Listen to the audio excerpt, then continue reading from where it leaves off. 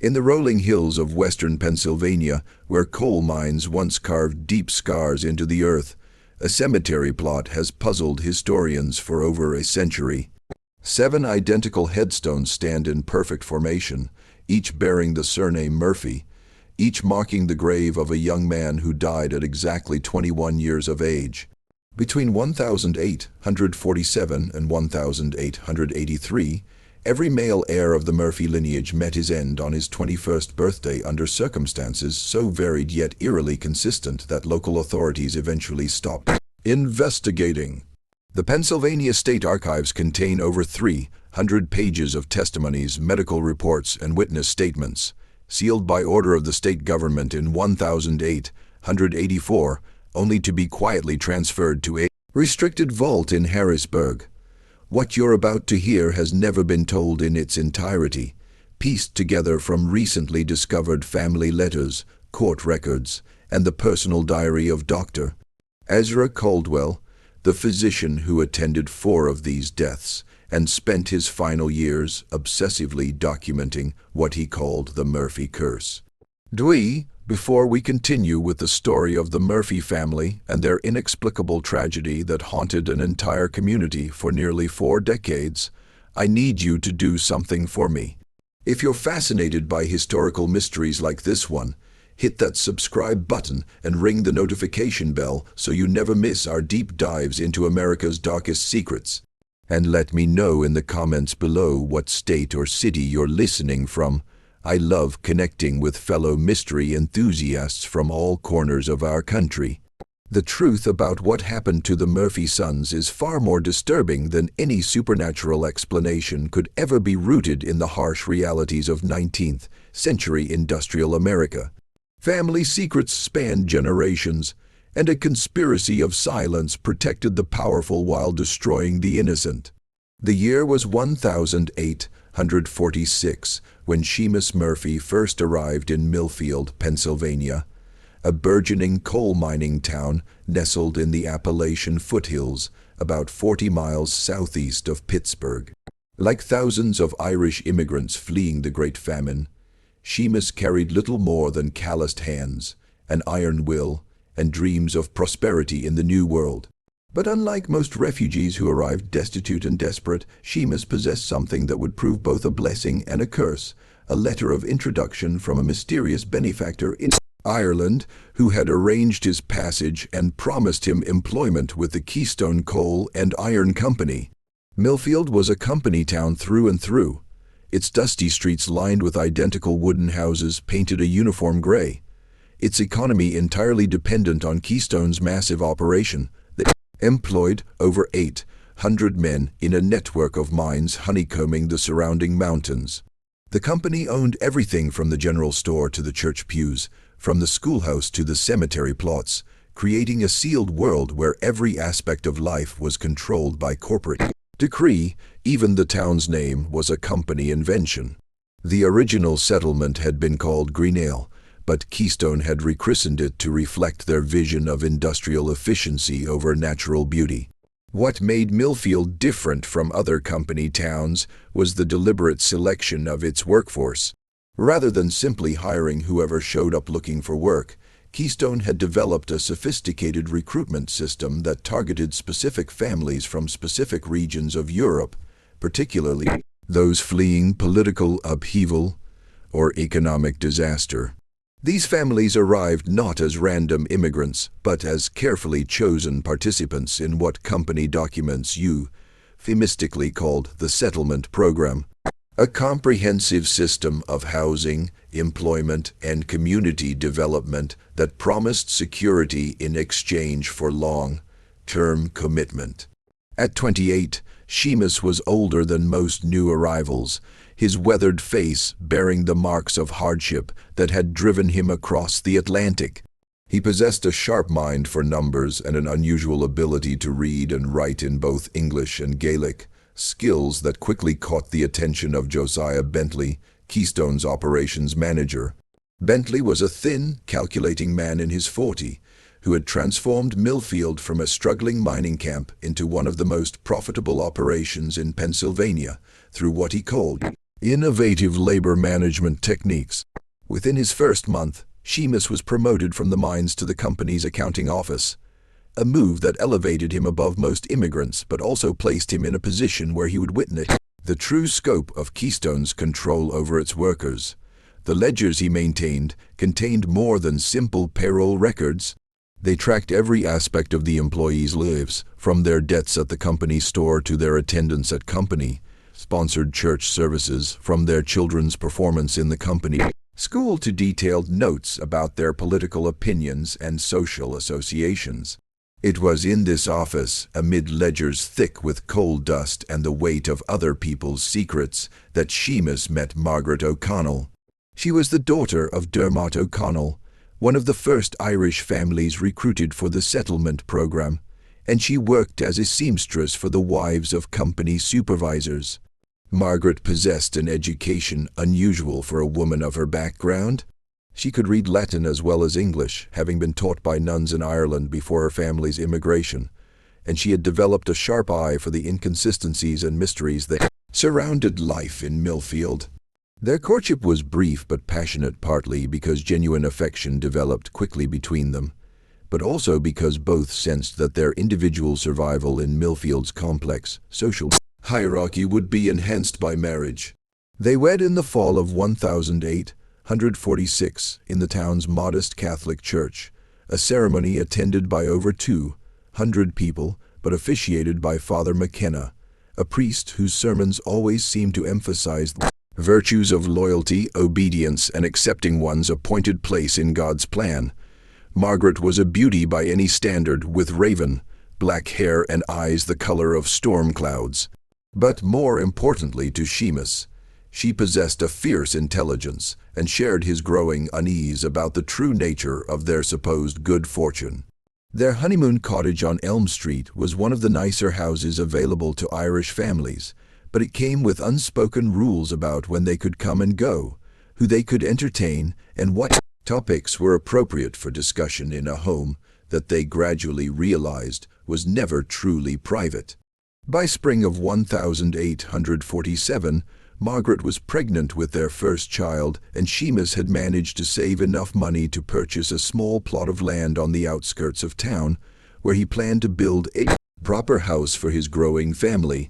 But when he approached the company's land office to complete the transaction, he discovered that his purchase was contingent on signing additional agreements that would bind his future children to the settlement program and guarantee their employment with Keystone when they came of age. The pregnancy was difficult. Margaret suffered from severe morning sickness that lasted well into her second trimester. But more troubling were the strange dreams that plagued her sleep.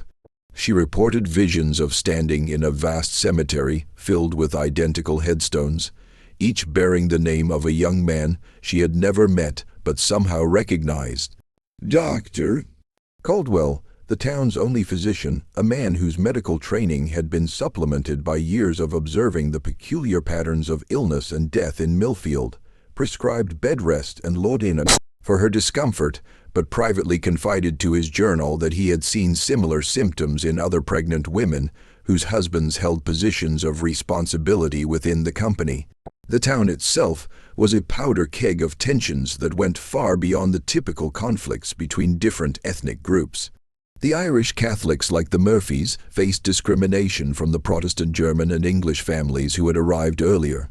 But all the workers lived under the constant threat of cave-ins, explosions, and the company's iron-fisted control over every aspect of their lives. Wages were paid in company scrip that could only be spent at company stores, keeping families perpetually in debt. But more insidious was the system of social advancement that rewarded cooperation and punished independence. Union organizers who tried to enter the town were met with violence, and more than one agitator had simply vanished into the surrounding forests, never to be seen again. But there were also stories whispered in the Irish sections of town about families who had tried to leave Millfield and found their departures blocked by mysterious legal complications or sudden financial emergencies that made it impossible for them to honor their debts to the company. Against this backdrop of industrial exploitation and hidden coercion, the Murphy family would experience their first tragedy one that would reveal the true cost of the prosperity that Keystone had promised its carefully selected workforce. The baby Margaret carried would be born healthy and strong, a son they would name Patrick, after Seamus's father. But from the moment of his birth, Patrick Murphy was marked by a fate that had been determined long before his parents ever set foot in Pennsylvania, a destiny that would claim not only his life, but the lives of every male heir that would follow in the decades to come. Patrick Murphy's 21st birthday dawned cold and gray on March 15th, 1868. Snow still clung to the mountains surrounding Millfield, and the morning air carried the acrid smell of cold smoke mixed with the metallic tang that always preceded a storm. Seamus had planned a small celebration at McBride's Tavern, one of the few establishments in town that welcomed Irish Catholics. But Patrick seemed unusually subdued as he dressed for work that morning. Margaret noticed her eldest son's pale complexion as he sat at their kitchen table, barely touching the hearty breakfast she had prepared. "You're looking peaked, my boy," she said, pressing her palm against his forehead. "Perhaps you should stay home today." But Patrick, who had inherited his father's stubborn streak along with his dark Irish features, insisted he felt fine. He had recently been promoted to shift supervisor in the mine's deepest tunnel, a position that came with both increased responsibility and scrutiny from the company bosses. Missing work on his birthday would raise questions he couldn't afford to answer. The morning shift began at 6:00 sharp, with the miners gathering in the lamp house to collect their safety equipment before descending into the earth. Patrick's crew consisted of 12 men, most of them Irish like himself, though a few German immigrants had been grudgingly accepted into their ranks. The tunnel they worked was known as Shaft 7, nearly 400 feet below ground, where the coal seam was particularly rich but also notoriously unstable. At exactly 2:17 in the afternoon, according to the company's official incident report, a methane gas explosion tore through Shaft 7 with devastating force. The blast was heard throughout the town, rattling windows and sending women running into the streets, their faces white with terror. Mine explosions were common enough in those days, but this one was different, more precise, more contained than the random accidents that periodically claimed miners' lives. When the rescue crews finally reached the affected area 3 hours later, they found 11 men unconscious but alive, their bodies thrown against the tunnel walls by the force of the explosion. Patrick Murphy was found at the exact center of the blast site, his body unmarked by fire or debris, lying peacefully as if he had simply laid down to rest. Dr. Caldwell, who was among the first to examine the scene, would later write in his private journal that Patrick appeared to have died not from the explosion itself, but from what he described as a cessation of vital functions occurring at the precise moment of the blast. The other miners, when they regained consciousness, all told the same strange story. They had been working normally when Patrick suddenly stopped mid-conversation, looked at his pocket watch and smiled. "Time's up," he had said, though none of them understood what he meant. Seconds later, the explosion tore through their section of the mine. What made the incident even more peculiar was the discovery 3 days later of a letter in Patrick's coat pocket, written in his own hand but dated 2 weeks earlier. It contained detailed instructions for his burial and a list of personal effects to be distributed among his siblings. At the bottom, in his characteristic careful script, were the words, "The first payment is made. The debt continues with my brothers." The company investigation concluded that Patrick had somehow triggered the explosion through negligence, though they could never explain how a single man could cause such devastation, or why he alone had died while his colleagues survived. Keystone Coal and Iron paid a modest settlement to the Murphy family and ordered the incident report sealed, citing sensitivity to ongoing mining operations. But Dr. Caldwell kept his own records, and his growing suspicions about the true nature of Patrick's death would prove prophetic when, exactly 5 years later, the second Murphy son would meet his own appointment with fate. The death of Patrick Murphy cast a long shadow over the family, but grief has a way of dulling even the sharpest edges of mystery, and life in Millfield continued with its familiar rhythms of work and survival. Seamus threw himself into his duties at the company office with renewed vigor, as if ledger books and inventory reports could shield him from the questions that haunted his nights. Margaret aged 10 years in the months following Patrick's funeral, her once luminous hair now streaked with premature gray, her storm-cloud eyes often distant and unfocused. But it was their second son, Thomas, who seemed most affected by his older brother's death. Where Patrick had been serious and responsible, Thomas possessed a reckless streak that worried his parents. He had inherited his mother's sharp intelligence, but lacked Patrick's steady temperament, often finding himself in trouble with the company supervisors for questioning orders or defending fellow workers against unfair treatment. In the years following Patrick's death, Thomas began asking uncomfortable questions about the explosion in Shaft 7. He spent hours in the town's small library, poring over mining safety reports and newspaper accounts of similar incidents. He interviewed the surviving miners from his brother's crew, most of whom had since moved away from Millfield or found work in other trades, unwilling to return to the depths after what they had experienced. What Thomas discovered disturbed him deeply.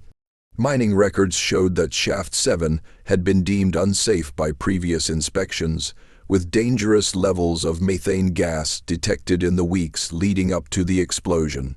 More troubling was his discovery that Patrick had been asked to work a double shift on the day of his death, despite company policy prohibiting such overtime in hazardous areas.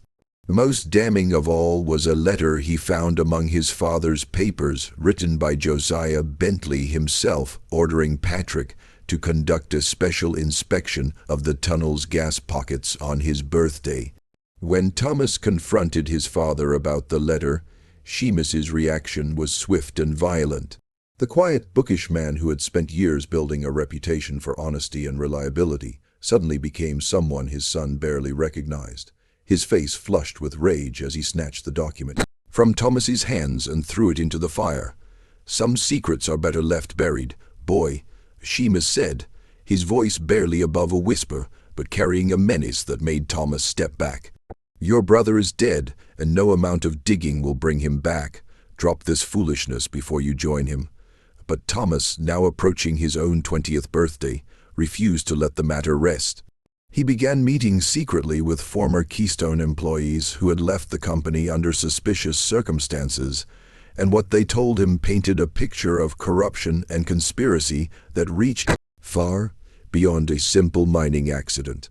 There were stories of union organizers who had died in accidents after getting too close to exposing safety violations, of whistleblowers who had simply vanished into the Pennsylvania wilderness, and of a secret agreement between Keystone Coal and Iron and certain prominent families in the region that ensured profitable operations at any cost. Most disturbing of all were the tales of what the older miners called blood contracts, agreements made decades earlier that bound certain families to the company in ways that went far beyond simple employment. These contracts, according to the stories, required specific forms of payment that could only be satisfied through death. And the payments came due with clockwork precision, always on significant birthdays, always targeting the young men who might otherwise carry on their family names and challenge the established order. As Thomas's 21st birthday approached in the spring of 1873, he became increasingly paranoid and erratic. He began carrying a pistol and refused to work alone, insisting that someone was following him through the streets of Millfield. His mother found him one morning standing at his bedroom window, fully dressed despite the early hour, watching the sunrise with an expression of profound sadness. "They're coming for me, Ma," he said without turning around, "just like they came for Patrick, but I'm not going to make it easy for them." Margaret Murphy tried to dismiss her son's fears as grief and imagination, but deep in her heart she felt the cold touch of dread. The night before Thomas's birthday, she knelt before the small shrine she had built in her bedroom, surrounded by candles and rosary beads, and prayed with a desperation that bordered on madness. But some prayers, she would soon learn, are answered in ways that bring no comfort, only deeper mysteries and more profound grief. The dawn of Thomas Murphy's 21st birthday brought with it a fog so thick that the mountains surrounding Millfield completely disappeared, leaving the town feeling isolated and vulnerable, cut off from the outside world like a ship adrift in an ocean of gray mist. Thomas Murphy had made careful preparations for his 21st birthday, but no amount of planning could have prepared him for the chain of events that would unfold on that fog-shrouded morning of March 22nd, 1873. Unlike his brother Patrick, who had met his fate in the familiar darkness of the mine shafts, Thomas's death would occur in broad daylight, witnessed by dozens of people, yet remain just as inexplicable and disturbing. He had taken the day off from his job at the company's timber mill, claiming illness, and instead positioned himself in the bell tower of St.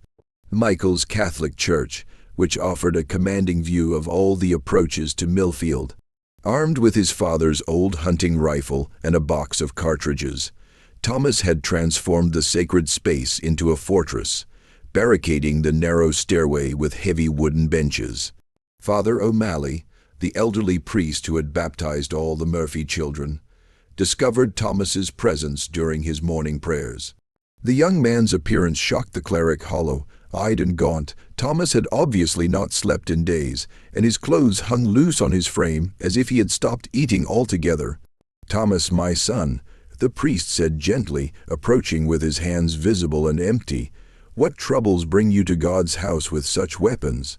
Thomas's response was rambling and desperate, a mixture of accusations and pleas that painted a picture of a conspiracy so vast and deeply rooted that Father O'Malley initially dismissed it as the ravings of a young man overwhelmed by grief.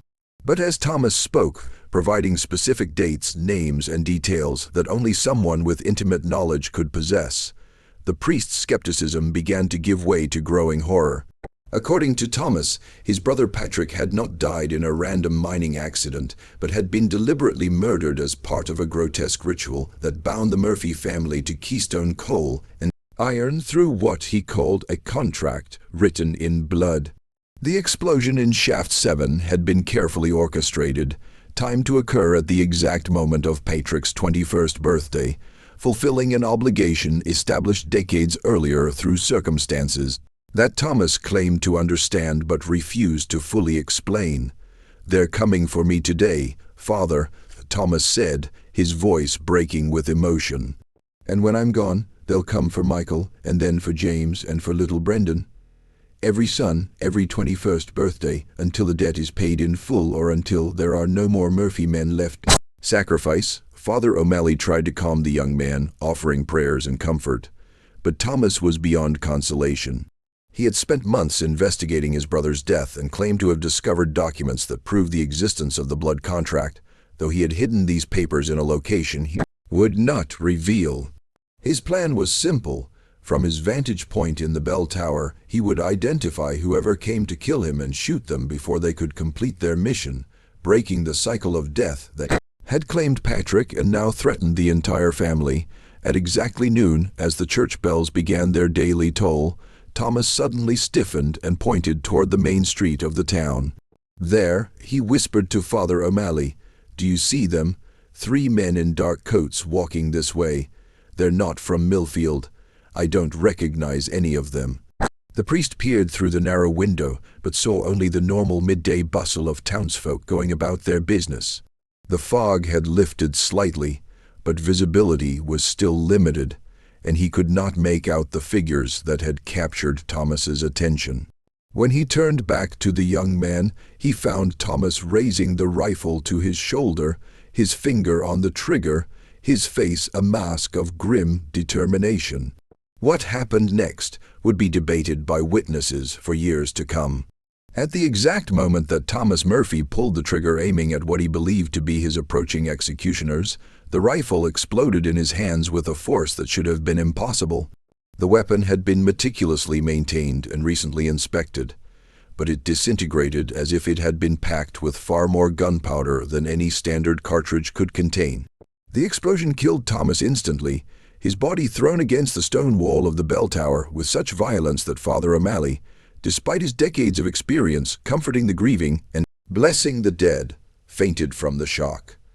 When the priest regained consciousness 20 minutes later, he found Thomas's body in a position that would haunt his dreams for the rest of his life.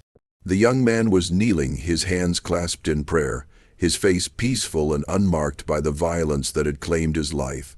The investigation into Thomas Murphy's death was perfunctory at best. Company officials declared it a tragic accident caused by defective ammunition, and the rifle's manufacturer, a respected firm from Philadelphia, could offer no explanation for the weapon's catastrophic failure. The three mysterious strangers that Thomas had spotted were never identified, if indeed they had ever existed at all. But Father O'Malley kept his own counsel about what he had witnessed, writing detailed accounts in a private journal that would not be discovered until after his death 30 years later. And in that journal he recorded one detail that the official investigation had overlooked. At the moment of Thomas's death, every clock in Millfield had stopped at precisely the same time, freezing the town in a moment of silence that lasted exactly 21 seconds before time resumed its normal flow. The death of Thomas Murphy sent shockwaves through the tight-knit Irish community of Millfield. But it was the reaction of Seamus Murphy that truly alarmed those who knew the family well. Rather than succumb to grief, as he had after Patrick's death, Seamus became a man possessed by a fury that bordered on madness. He stormed into the offices of Keystone Coal and Iron the morning after his son's funeral, demanding to see Josiah Bentley and carrying with him a leather satchel that he clutched with white-knuckled intensity. What transpired during that meeting remains one of the central mysteries of the Murphy case, as both men took extraordinary measures to ensure their conversation remained private. But Clara Hoffman, Bentley's secretary, later told her sister that she heard raised voices through the heavy oak door of the manager's office, followed by what sounded like objects being thrown at furniture overturned. When Seamus finally emerged 2 hours later, his face was deathly pale, and the leather satchel was no longer in his possession. Bentley, for his part, seemed equally shaken by whatever had occurred. Mrs. Hoffman reported that her employer canceled all his appointments for the remainder of the week and spent long hours staring out his office window at the mountains surrounding the town. On Friday evening, he summoned her to take dictation for what he described as a matter of urgent personal business. But when she arrived with her stenography equipment, she found him sitting motionless at his desk, apparently having changed his mind about whatever he had planned to reveal. The changes in Seamus Murphy were even more dramatic.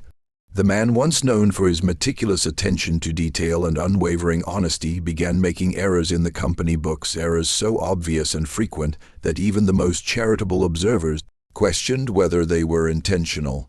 He started drinking heavily, arriving at work with whiskey on his breath, and becoming increasingly belligerent toward his colleagues. Most disturbing of all, he began talking openly about what he called the price of prosperity, and warning other immigrant families to be wary of opportunities that seemed too good to be true. Margaret Murphy watched her husband's descent into bitterness and alcohol with growing desperation, but her own behavior was becoming increasingly erratic as well. She had begun visiting the town's small cemetery every evening, not just to tend to the graves of her 2 dead sons, but to examine the headstones of other young men who had died under suspicious circumstances over the years. Her research revealed a pattern that chilled her to the bone. At least a dozen families in Millfield had lost male heirs at the age of 21, all in accidents that seemed random but shared certain disturbing similarities. There was Johann Steiner, a German immigrant's son who had fallen from a construction scaffold in 1859, despite being known as one of the most sure-footed workers in town. Pietro Rossini had died in 1864 when a supposedly stable minecart crushed him against a tunnel wall, even though he had inspected the equipment himself just hours before.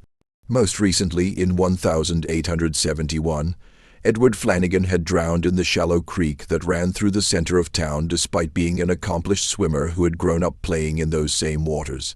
Each death had been thoroughly investigated by the appropriate authorities and ruled accidental, but Margaret began to notice common threads that had been overlooked or deliberately ignored. In every case, the young man had been offered some form of advancement or special assignment by Keystone Coal and Iron in the weeks leading up to his death. Each family had received financial compensation that was unusually generous by the company's typically miserly standards, and in each case the deceased had left behind written materials, letters, diary entries, or hastily scrawled notes that suggested knowledge of impending doom. But it was Margaret's third son, Michael, who provided the most disturbing piece of the puzzle. Now 19 years old and acutely aware of the fate that had befallen his older brothers, Michael had been conducting his own investigation into the family's troubles. What he discovered, hidden in a forgotten corner of the church's basement, was a collection of documents that cast the Murphy tragedies in an entirely new and terrifying light. The papers appeared to be contracts written in a mixture of English and what looked like Latin legal terminology, dating back to the 1820s when Keystone Coal and Iron had first established operations in the region. The documents were signed by representatives of several prominent families, including what appeared to be Seamus Murphy's own father, who had apparently immigrated to Pennsylvania decades before his son's arrival and had made agreements that would bind his descendants for generations to come. Just when we thought we'd seen it all, the horror in Millfield intensifies. If this story is giving you chills, share this video with a friend who loves dark mysteries. Hit that like button to support our content, and don't forget to subscribe to never miss stories like this. Let's discover together what happens next in this tale of a family bound by blood to forces beyond their understanding. According to Michael's interpretation of the documents, the contracts established what could only be described as a feudal system. Immigrant families were provided with employment, housing, and financial support in exchange for commitments that extended far beyond normal labor agreements.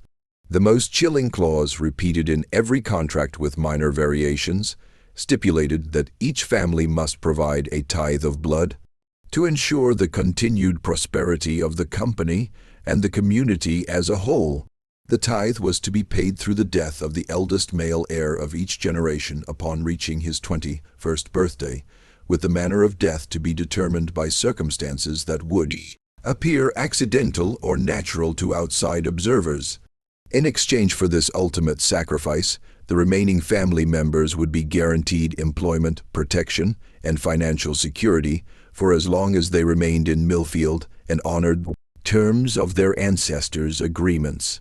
Michael brought these documents to his parents on a cold December evening in 1873, spreading them across the kitchen table while the wind howled through the gaps in their cottage's wooden walls. Seamus's reaction was immediate and violent. He swept the papers to the floor and began tearing them to pieces, cursing in both English and Gaelic with a vehemence that shocked his wife and son. "Burn them," he shouted, his face red with rage and terror. "Burn them all and never speak of this again. Do you want to join your brothers in the ground? Do you want to destroy what little protection we have left?" But Margaret had seen enough. As her husband destroyed the evidence that Michael had risked his life to obtain, she made a decision that would alter the course of events in ways none of them could have predicted. If the Murphy family was truly bound by a contract signed in blood, then perhaps the time had come to renegotiate the terms of their servitude, or die trying to break free from chains forged long before any of them were born. The winter of 1873 was unusually harsh, with temperatures dropping far below normal and snow falling in quantities that the old-timers claimed they had never seen before. But the weather was nothing compared to the chill that had settled over the Murphy household, where three people who had once shared love and hope now lived in suspicious silence, each harboring secrets that could destroy them all. On the morning of February 14th, 1874, exactly 2 months before Michael Murphy's 21st birthday, Margaret made a decision that would expose the truth behind decades of carefully orchestrated death and deception. She had spent sleepless nights formulating a plan that was as desperate as it was dangerous. But the alternative, watching another son die to satisfy an unholy agreement made by men she had never known, was unbearable. Rather than wait for the invisible forces that had claimed Patrick and Thomas to come for Michael, Margaret decided to take the fight directly to those responsible. She had carefully studied the patterns of the previous deaths and realized that each young man had died alone, isolated from potential witnesses or protectors at the crucial moment. This time would be different. Margaret began by confiding in Father O'Malley, sharing her suspicions about the contracts and begging him to provide sanctuary for Michael in the church when his birthday approached. The priest, still haunted by Thomas's death in the bell tower, initially resisted her pleas. But when Margaret showed him copies of some of the documents that Michael had found, copies she had made in secret before Seamus destroyed the originals, his attitude changed dramatically. Father O'Malley's own investigation into the church's historical records revealed disturbing connections between the Catholic parish and Keystone Coal and Iron that dated back to the company founding. The church's construction had been funded entirely by Keystone, and several priests over the years had served not just as spiritual advisors, but as witnesses to contracts and agreements that blurred the line between religious blessing and legal obligation. Most damning was the discovery of a ledger hidden behind a false wall in the church's sacristy, containing detailed records of what were euphemistically called spiritual transactions. The ledger listed the names of families, the dates of their agreements, and the specific terms of their obligations, including the required offerings that each family was expected to make. The Murphy entry, written in Seamus's father's distinctive handwriting, made explicit reference to 7 sons as payment for passage and prosperity. With this evidence in hand, Margaret and Father O'Malley devised a strategy to expose the conspiracy and hopefully save not just Michael, but the other families still bound by similar agreements. They would need to convince the other victims' relatives to come forward, gather irrefutable proof of the systematic murders, and present their case to authorities outside Millfield who were not under Keystone's influence, but their plans were complicated by Michael himself, who had inherited his family's stubborn streak, along with a reckless courage that sometimes bordered on stupidity. When he learned what his mother and the priest were plotting, he refused to hide in the church or flee the town as they suggested. Instead, he proposed a counter-plan that was as audacious as it was risky. He would publicly confront Josiah Bentley and the other company officials, demanding that they explain the deaths of his brothers and formally release the Murphy family from whatever obligations bound them. The confrontation took place on a bitter cold morning in early March, just 2 weeks before Michael's birthday. Margaret had tried to dissuade her son from his course of action, but Michael was determined to force the truth into the open, regardless of the consequences. He arrived at the Keystone offices carrying a copy of his grandfather's original contract and demanding an immediate meeting with Bentley and the company's board of directors. What followed was a scene that witnesses would describe as both terrifying and surreal. Bentley, faced with evidence he thought had been destroyed, underwent a complete transformation from his usual composed demeanor to something approaching panic. He began speaking rapidly in what sounded like a mixture of English and some other language that none of the observers could identify, his eyes darting constantly toward the windows as if expecting some external threat to materialize.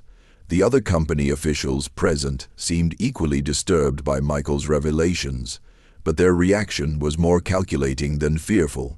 Led by Ezra Caldwell, not the doctor, but his cousin, who served as Keystone's chief legal counsel, they huddled in whispered consultation before presenting Michael with what they described as a final settlement offer. The terms were simple and non-negotiable.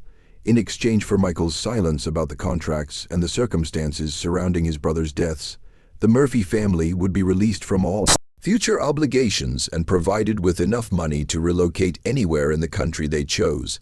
They would have 24 hours to consider the offer, after which it would be permanently withdrawn. Michael's response was immediate and unequivocal. He rejected the offer and promised to take his evidence to the Pennsylvania state authorities, the federal government, and the newspapers if necessary. As he turned to leave the office, Caldwell called after him with words that chilled everyone present. "Some debts cannot be forgiven, young Murphy. Some contracts cannot be broken. Your brother learned that lesson, and so will you." That evening, as Michael walked home through the darkening streets of Millfield, he was followed by 3 men in dark coats, the same mysterious figures that Thomas had spotted from the church bell tower a year earlier. But this time Michael was not alone. Margaret had arranged for several townspeople, including Father O'Malley and Dr. Ezra Caldwell, the physician, not the lawyer, to maintain watch over her son, creating a network of protection that would make it impossible for the company's agents to strike without witnesses. The next morning brought news that would change everything. Josiah Bentley had been found dead in his office, apparently having suffered a massive heart attack during the night. His body was discovered slumped over his desk, his face frozen in an expression of absolute terror, his right hand clutching a half-written letter that began with the words, "The contracts must end." Before trailing off into illegible scrawls, with Bentley's death, the carefully maintained conspiracy began to unravel with shocking speed. Other Keystone officials, fearing that they might be next, began confessing to their roles in what they described as a system of indentured servitude that had operated for decades with the tacit approval of local and state authorities. The contracts, they revealed, were not supernatural in origin, but were brutal examples of industrial exploitation that used superstition and fear to maintain control over immigrant families. The deaths of the young men, while technically murders, had been carried out through methods so subtle and sophisticated that they appeared to be accidents or natural causes. Patrick had been killed by a deliberately triggered gas explosion that was precisely timed and controlled. Thomas's rifle had been sabotaged with specially prepared ammunition designed to explode. The other young men had died through equally calculated methods that left no obvious evidence of foul play. But the most shocking revelation came from Dr. Caldwell's private records, which detailed his unwilling participation in the conspiracy. As the town's only physician, he had been forced to falsify death certificates and provide misleading testimony about the victims' deaths, all while secretly documenting the truth in his personal journals.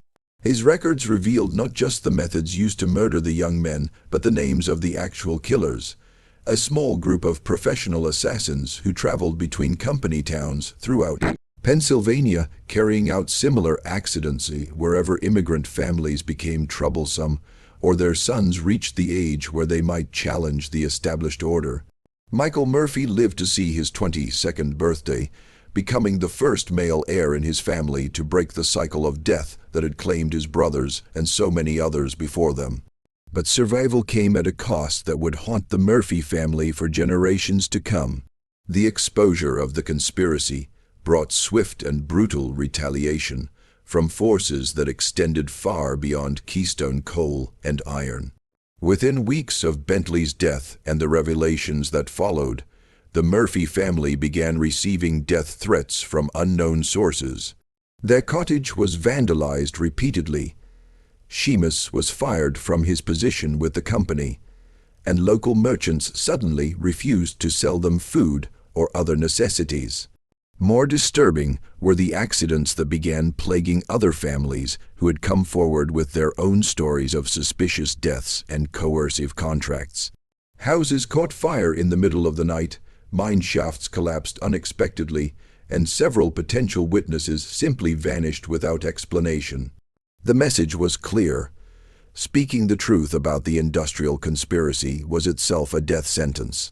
Father O'Malley's church was burned to the ground in April of 1874, with the priest barely escaping with his life.